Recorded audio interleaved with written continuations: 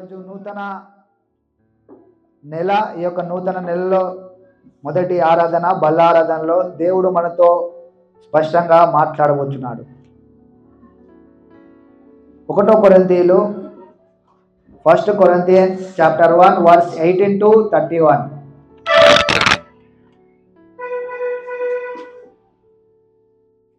First Corinthians chapter 1 verse 18 to 31.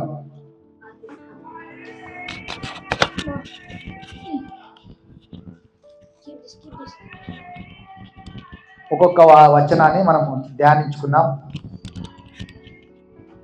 సిలువను గూర్చిన వార్త నశించుచున్న వారికి వెరితనము గాని రక్షింపబడుచున్న మనకు దేవుని శక్తి. 1వ అధ్యాయము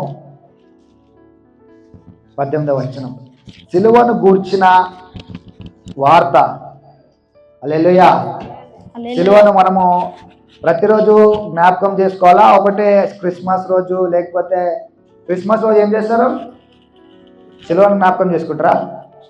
చేసుకోరు. యేసుప్రభు పుట్టినరోజు. అయితే సిలువను ఎప్పుడు జ్ఞాపకం చేసుకుంటారు? గుడ్ ఫ్రైడే రోజు చేసుకుంటారు. అయితే సిలువను మనం ప్రతిరోజు జ్ఞాపకం చేసుకోవాలి. అపోస్తులు ఏ విధంగా అయితే ప్రతిరోజు ఇంటింటా వెలుచు, ఇంటింటా రొట్టె విరుచుచుటూ ప్రతిరోజు దేవుని ధ్యానిస్తూ ఆయన అప్పగింపబడిన రాత్రి ఏం చెప్పిండు? ఆయన ఇది మీరు ప్రతిరోజు నేను వచ్చే వరకు నా సిలువను జ్ఞాపకము చేసుకున్నటకు దీనిని చేయుడి అన్నాడు. అంటే ఆయన శరీరము, ఆయన రక్తం, ఆయన పుట్టుట. అందుకే చాలా మంది అంటారు ఒకరు పుట్టుట కంటే ఒకరు చనిపోయే దినాన్ని జ్ఞాపకం చేసుకోవాలంటారు. ఎందుకంటే అది శక్తివంతమైంది. అరే నీవు చనిపోయినప్పుడు నువ్వు ఏం చేస్తావు, భూమి మీద ఎంతగా నువ్వు ఎంత మేలు చేసావు, ఎంతమందికి నీవు ఉపయోగంగా ఉన్నావు, ఎంతమంది నిన్ను జ్ఞాపకము చేసుకుంటారు అని చాలా మంది అనుకుంటారు. కాబట్టి ఇక్కడ అందుకే అంటున్నాడు, సిలువను గూర్చిన సువార్త నశించుచున్న వారికి వెరితనముగా ఉందేమో కానీ రక్షింపబడుచున్న వారికి దేవుని శక్తి అయింది అంట. హల్లెలూయా. అంటే దేవుని శక్తి ఎవరైతే నమ్ముతారో, వారు నమ్మి విశ్వసించు వారికి దేవుని యొక్క శక్తి అయింది. దేవుని శక్తిని మనం అనుభవించాలి.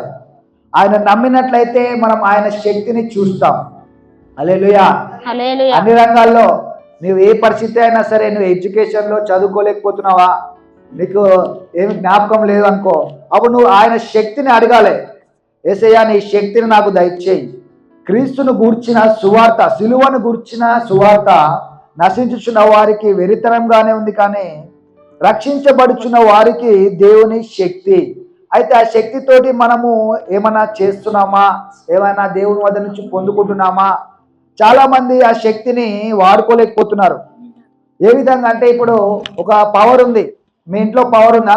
పవర్ ఉంటే నువ్వు ఏం చేస్తావు? ఫ్యాన్ వేసుకుంటావు, లైట్ వేసుకుంటావు, కానీ ఫ్రిడ్జ్ వేసుకోవట్లేదు. అంటే ఫ్రిడ్జ్ వేసుకుంటున్నాను, ఫ్రిడ్జ్ వేసుకోవట్లేదు అంటే నువ్వు కొంచెం వరకే నువ్వు వాడుకుంటున్నావు. ఏసీ వేసుకుంటున్నావా? ఏసీ వాడుతున్నావా? ఏసీ వాడట్లేదు. అంటే నువ్వు ఆ పవర్ని కొంచెం వరకే వాడుతున్నావు. పవర్ని అన్నిటికీ వాడాలి. ఒక లైట్ వేసుకుంటావు, చీకటిగా ఉంది ఇల్లు, ఇంకొక లైట్ వేసుకో అంటే చీకటి పవర్ లేదేమో అనుకుంటారు చాలా మంది. కానీ మనకు పవర్ ఉంది, ఫ్రీ పవర్ ఉంది. ఇప్పుడు చాలా మంది ఫ్రీ కరెంట్ కూడా వాడుకోవట్లేరు. కొంతమంది ఉన్నారు, వారైతే ఫ్రీ కరెంట్ కూడా వాడుకోలేకపోతున్నారు. అంటే దేవుడిచ్చిన శక్తిని మనం కొంతమంది వాడుకోలేకపోతున్నారంట.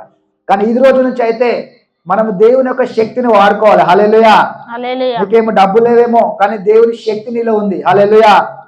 అందుకని ఇక్కడ అన్నాడు, క్రీస్తును గురించిన సువార్త, సిలువను గురించిన సువార్త నశించుచున్న వారికి వెరితనముగా కనిపించును కానీ రక్షించబడుచున్న మనకు శక్తి అయింది. హల్లెలూయా. ఆ శక్తితో నువ్వు ఏమైనా చేయగలవు.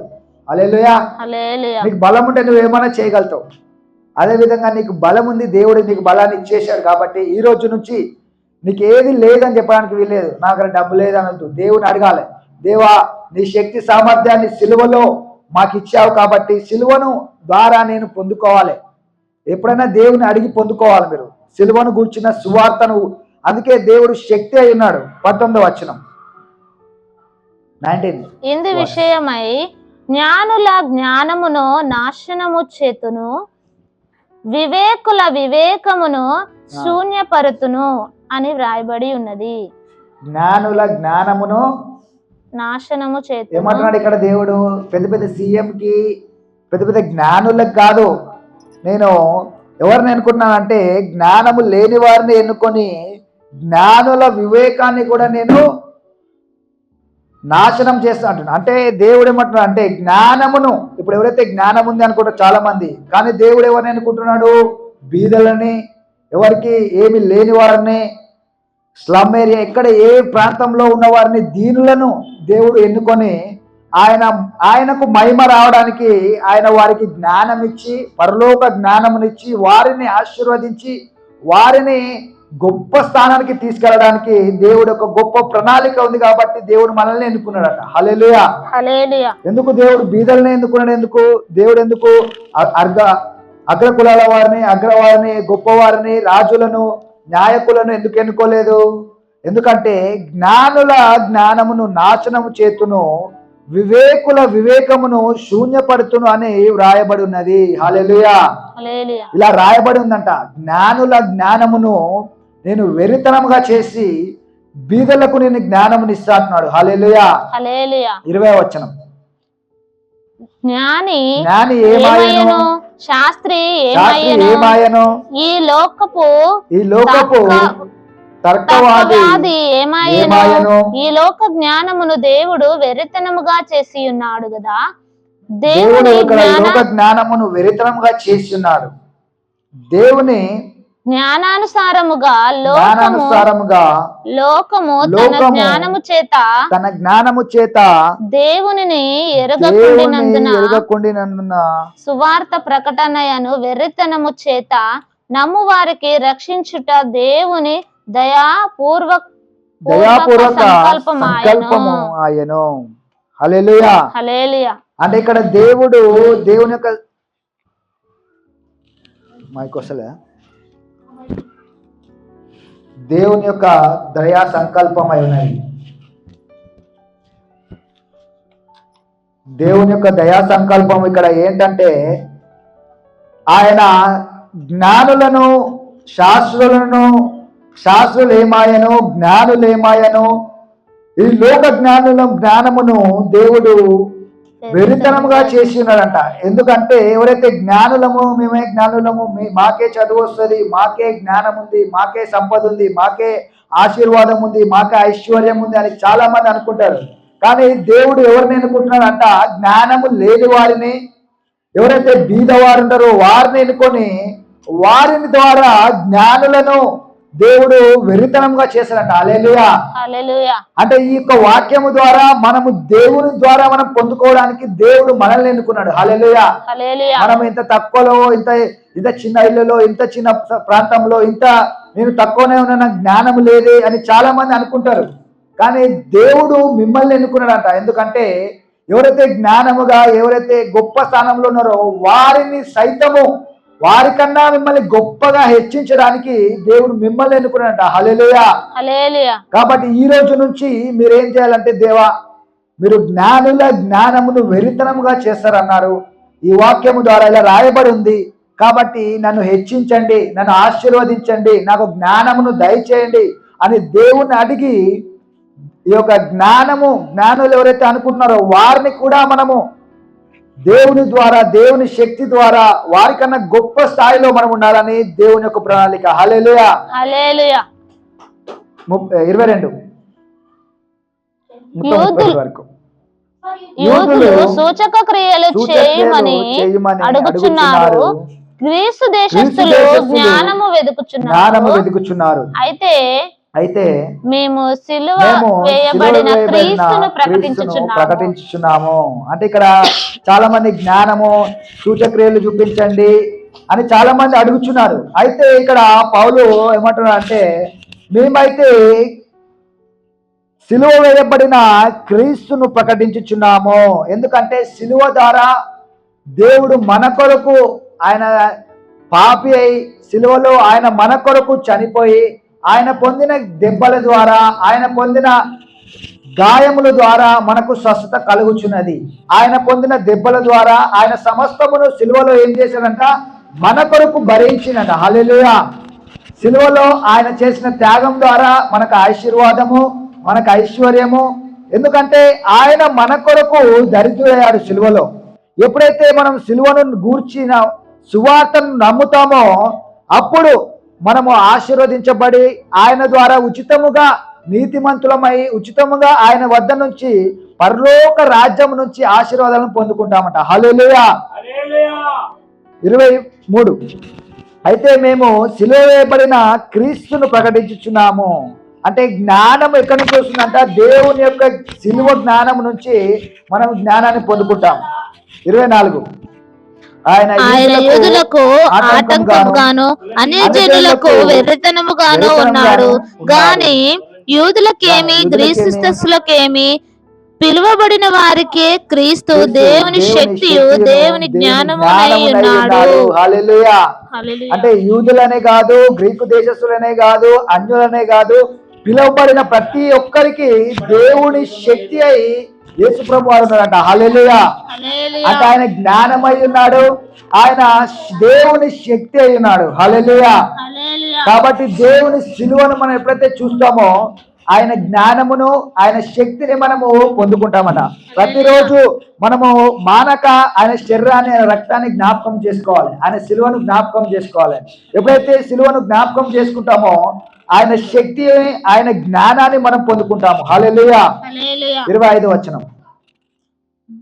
దేవుని వెర్రితనము మనుష్య జ్ఞానము కంటే జ్ఞానము గలది, దేవుని బలహీనత మనుషుల బలము కంటే బలమైనది.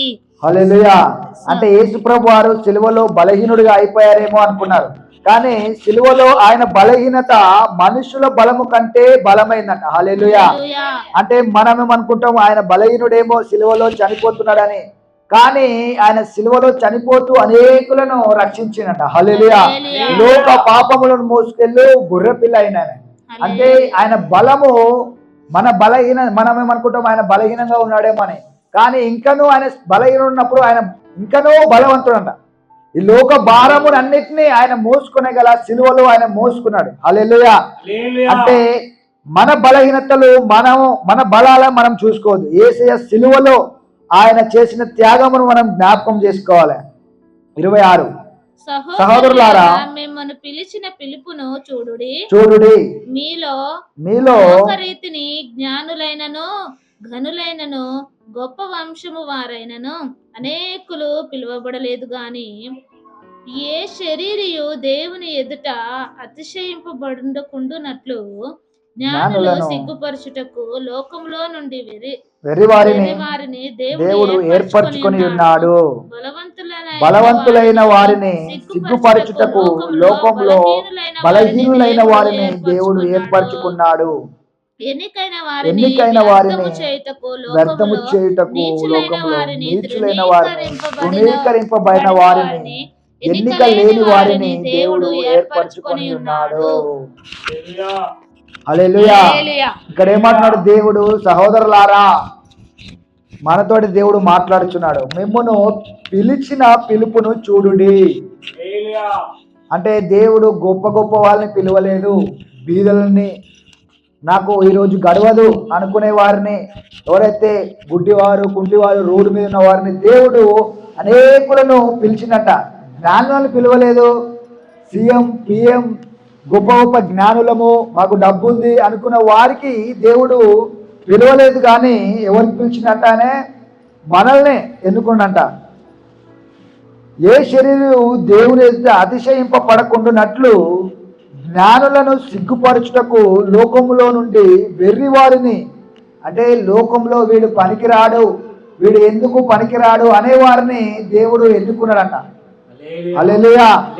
దేవుడు ఏర్పరచుకొని ఉన్నాడు బలవంతులైన వారిని సిగ్గుపరచుటకు. హల్లెలూయా. అంటే బలం ఉంది అని చాలా మంది, నాకు డబ్బు ఉంది, బలం ఉంది అన్ని అనుకుంటారు, కానీ ఇక్కడ ఏమంటున్నాడు? వారిని నేను ఎన్నుకోలేదు, కానీ ఎవరైతే బలము లేదో ఎవరైతే బలహీనులు ఉన్నారో నేను వారిని ఎన్నుకున్నా అంటున్నాడు. హల్లెలూయా. ఎందుకు ఆయన వారిని ఎన్నుకున్నాడు? ఎందుకు బలహీనులని, ఎందుకు ఇరుకులో ఉన్న వారిని, ఎందుకు స్లమ్లో ఉన్న వారిని, ఎందుకు అనారోగ్యంలో ఉన్న వారిని దేవుడు పిలుచుకున్నాడు? ఎందుకంటే ఈ యొక్క అనారోగ్యం తీసివేయటకు డాక్టర్లు అంటారు ఇది అసలు ఈ రోగం పోదంటారు, ఎందుకు దేవుడు వారిని ఎన్నుకున్నాడు? నా సామర్థ్యాన్ని చూపించడానికి. హల్లెలూయా. అంటే ఆయన సామర్థ్యాన్ని చూపించడానికి ఆయన వారిని ఎన్నుకున్నాడు. హల్లెలూయా.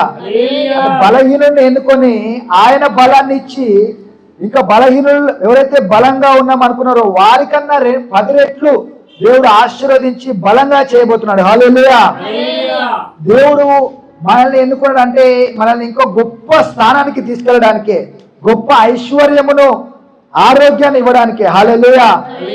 అందుకని ఇక్కడ జ్ఞానమును వ్యర్థం చేయటకు జ్ఞానము లేని వారిని నేను ఎన్నుకున్నాను. బలము ఎవరైతే బలంగా ఉన్నారో, నేను బలంగా ఉన్నాను అనుకున్నారో బలహీనులను ఎన్నుకొని వారికన్నా గొప్పగా వారిని బలపరుస్తున్నాడు. హల్లెలూయా. లోకములో నీచులైన వారిని, తృణీకరింపబడిన వారిని, ఎన్నిక లేని వారిని దేవుడు ఏర్పరచుకొని ఉన్నాడు. హల్లెలూయా. అంటే ఎన్నికనే లేని వారిని, ఎవరు ఎందుకు పనికిరాని వారు, వారిని దేవుడు ఎన్నుకొని వారికి దేవుని ఆత్మనిచ్చి, ఇప్పుడు శిలువలో ఏం జరిగింది? దేవుని ఆత్మ ఎవరైతే దేవుని అంగీకరిస్తారో పరిశుద్ధాత్మను శిలువలో ఆయన మనకి ఇచ్చి ఉన్నాడు. హల్లెలూయా. నేను వెళ్ళుట మంచిదే, నేను వెళ్ళి పరలోకం నుంచి ఎవరు వస్తారు? పరిశుద్ధాత్ముడు వస్తాడు. హల్లెలూయా. అయితే శిలువ ద్వారా యేసయ్య మనకు ఆయన ఆత్మను మనకి ఇచ్చి ఉన్నాడు. అయితే ఆయన మూలముగా మీరు క్రీస్తు యేసునందున్నవారు. హల్లెలూయా. 31 అతిశయించువాడు ప్రభువునందే అతిశయింపబడవలెనుగా అని వ్రాయబడినది నెరవేరునట్లు దేవుని మూలముగా ఆయన మనకు జ్ఞానమును, నీతియు, పరిశుద్ధతయు, విమోచనము నాయను. హల్లెలూయా. అంటే ఇప్పుడు అతిశయించి వారు మనము ఇప్పుడు అతిశయించి దేవుని నుంచి పొందుకొని దేవుని కృప ద్వారానే ఇవన్నీ కలిగినాయి అని దేవునికి మహిమ కలిగేటట్టు దేవుని బట్టి మనం అతిశయించాలంట. హల్లెలూయా. అంటే మనం ఎవరికి ఇచ్చిండు? ఎవరికి లేని భాగ్యాన్ని, రాజులకు లేని భాగ్యాన్ని దేవుడు బీదలకు, ఎవరైతే ఇరుకులో ఉన్నారో వారికి దేవుడు ఈ భాగ్యాన్ని, ఆయన ఒక శక్తిని, ఆయన ఆత్మను మనకి ఇచ్చినాడు. హల్లెలూయా. అంటే దేవుని ఆత్మను మనకి ఇచ్చినాడు. అంటే ఎవరికి లేని భాగ్యాన్ని మనకు ఆయన ఇచ్చినాడు. హల్లెలూయా. యెషయా 53:10 ఇక్కడ యెషయాలో దేవుడు యేసయ్య తండ్రిని కుమారుడు, తండ్రి ఏ విధంగా ఆ సిలువలో కుమారుని అప్పగించిండు, సిలువలో ఆయనను ఏ విధంగా నలగొట్టిండు, ఎందుకు నలగొట్టాడు యేసయ్య సిలువలో, యేసయ్యను తండ్రి ఎందుకు సిలువలో నలగొట్టాడు? 53:10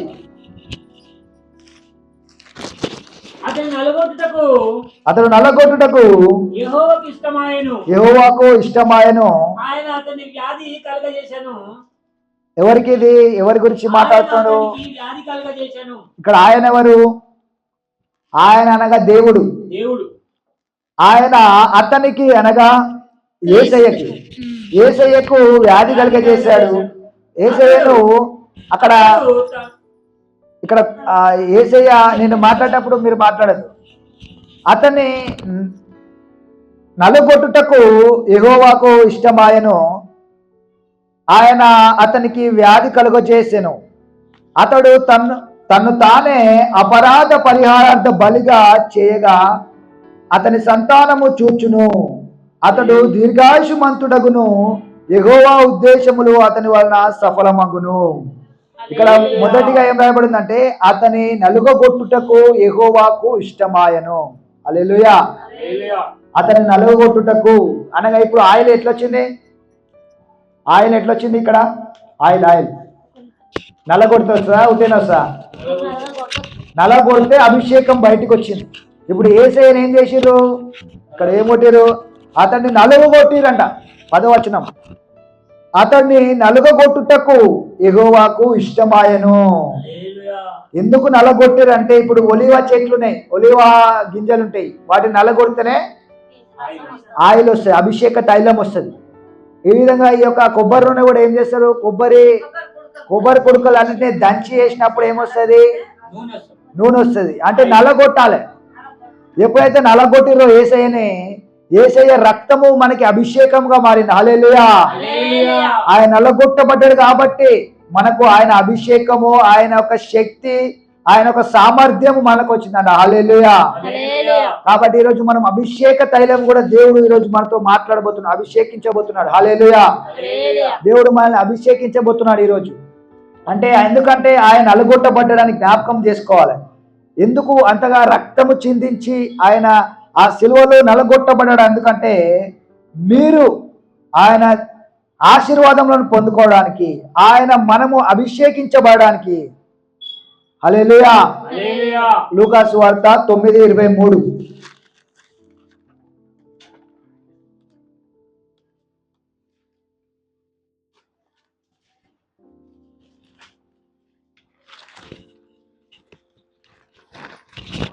లూకా 9:23.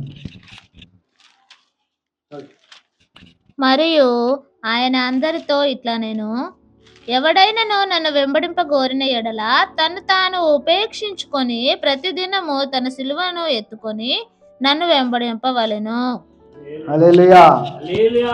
అంటే ఇక్కడ ఏమంటున్నాడు? నన్ను వెంబడించు వారు ఈ యొక్క సిలువ యొక్క సామర్థ్యాన్ని చూడాలంటే ఏం చేయాలంటే ప్రతిదినము తన సిలువను ఎత్తుకొని నన్ను వెంబడింపవలెను. ప్రతిదినము సిలువను జ్ఞాపకం చేసుకొని సిలువను ఎత్తుకొని ఆయనను వెంబడించాలంటే ప్రతిదినము ఆయన వాక్యమును ధ్యానిస్తూ, ఆయన మాటలను, బైబిల్ వాక్యము ధ్యానిస్తూ, ప్రార్థిస్తూ, ఆయన శక్తిని, ఆయన సిలువలో చేసిన త్యాగాన్ని, శక్తిని మనము ప్రత్యేకపరిచి ఆయన శక్తిని మనం చూపించేవారిగా ఉండాలంట. హల్లెలూయా. అది ఏ విధంగా జరుగుతుందంటే ప్రతిరోజు మనము, మరియు ఆయన అందరితో ఇట్లా, ఎవడైనాను నన్ను వెంబడింపగోరిన ఎడల తన్ను తాను ఉపేక్షించుకొని ప్రతిదినము తన సిలువను ఎత్తుకొని నన్ను వెంబడింపవలెను. అంటే ప్రతిదినము, అంటే ఒకరోజు 2 రోజులు కాదు, ప్రతిదినము మనం వాక్య ధ్యానిస్తూ, ప్రతిదినము ఆయన సిలువను ధ్యానిస్తూ ఆయన శక్తిని మనము చూడాలంట. హల్లెలూయా. అప్పుడే మనం ఇతరులకు శక్తిని చూపించే వారిగా, ఇతరులకు ఆశీర్వాదకరంగా ఉంటాం. హల్లెలూయా. ఫిలిపియన్స్ రాసిన పత్రిక, ఫిలిప్పీలు 2:6. Philippians chapter 2 verse 6 to 8.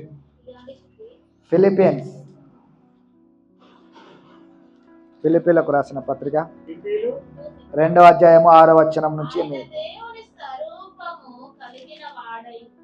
ఆయన దేవుని స్వరూపము కలిగిన వాడై ఉండి, యేసు ప్రభు వారు దేవునితో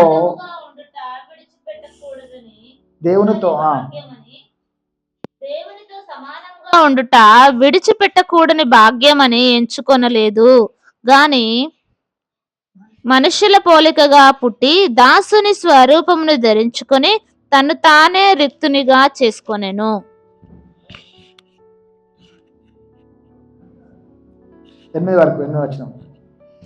మరియు ఆయన ఆకారమందు మనుష్యుడుగా కనబడి మరణము పొందునంతగా, అనగా శిలువ మరణము పొందునంతగా విధేయత చూపిన వాడై తన్ను తాను తగ్గించుకొనెను.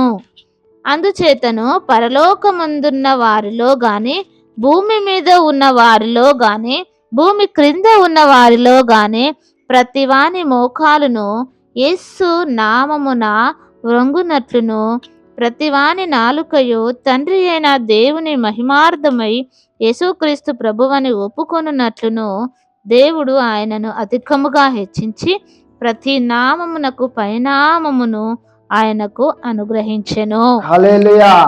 అంటే మొదటిగా ఆయన నామం అన్ని నామముల కంటే అధికంగా నామం అయిందంటే ఆయన మొదటిగా తగ్గించుకొని సిలువలో ఆయన దేవునితో, ఇక్కడ రాయబడి ఉంది, యేసుక్రీస్తునందు కలిగిన ఈ మనస్సు మీరును కలిగేనుడి. అంటే ఆయన తగ్గించుకొని ఏ విధంగా అయితే ఆయన దేవుని స్వరూపము కలిగిన వాడై ఉండి దేవునితో సమానముగా ఉండుట విడిచిపెట్టకూడదని భాగ్యమని ఎంచుకొనలేదు గాని, అంటే దేవునితో ఉండాల్సిన యేసయ్య, అక్కడ పరలోక రాజ్యంలో ఉండే యేసయ్య మన కొరకు సిలువలోకి తగ్గించుకొని ఒక మనిషి రూపంగా వేసుకొని ఆయన భూమి మీదకి వచ్చి మన కొరకు 3.5 సంవత్సరాలు భూమి మీద సంచరించి, 33 సంవత్సరాలు ఆయన భూమి మీద సంచరించి మన కొరకు తగ్గించుకొని వచ్చినట. ఎందుకంటే ఎప్పుడైతే తగ్గించుకుండో అప్పుడు ఆయన హెచ్చించబడి అన్ని నామముల కన్నా పైనామముగా ఎంచబడ్డాట. హల్లెలూయా.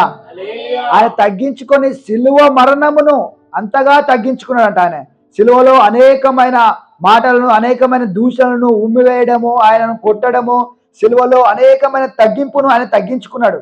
ఎందుకంటే మనకి ఆయన మహిమను ఇవ్వడానికి, మనకి పరిశుద్ధతను ఇవ్వడానికి, మనకి ఐశ్వర్యమును ఇవ్వడానికి, మనకి పరలోక రాజ్యములో స్థానమును ఇవ్వడానికి, ఆ ఒక బంగారు వీధులలో మనము నడవడానికి దేవుడు ఆయన మన కొరకు తగ్గించుకొని సిలువలో రిక్తునిగా అయి మనిషి రూపమును ధారించుకొని సిలువ మరణం అంతగా ఆయన తగ్గించుకున్నాడట. హల్లెలూయా.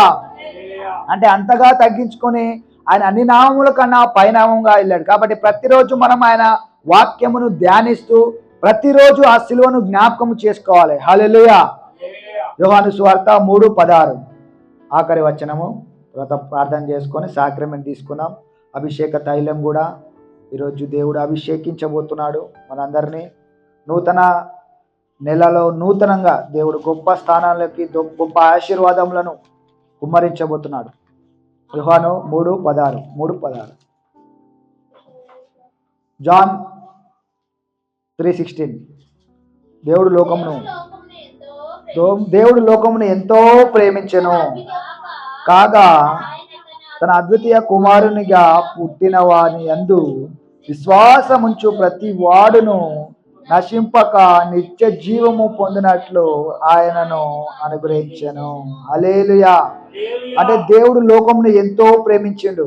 అంటే మనల్ని దేవుడు ప్రేమించిండు కాబట్టి ఆయన కుమారుణ్ణి సిలువల్లో బలి చేయించడానికి కూడా ఆయన వెనుకాడు అడగలేదంట. హల్లెలూయా.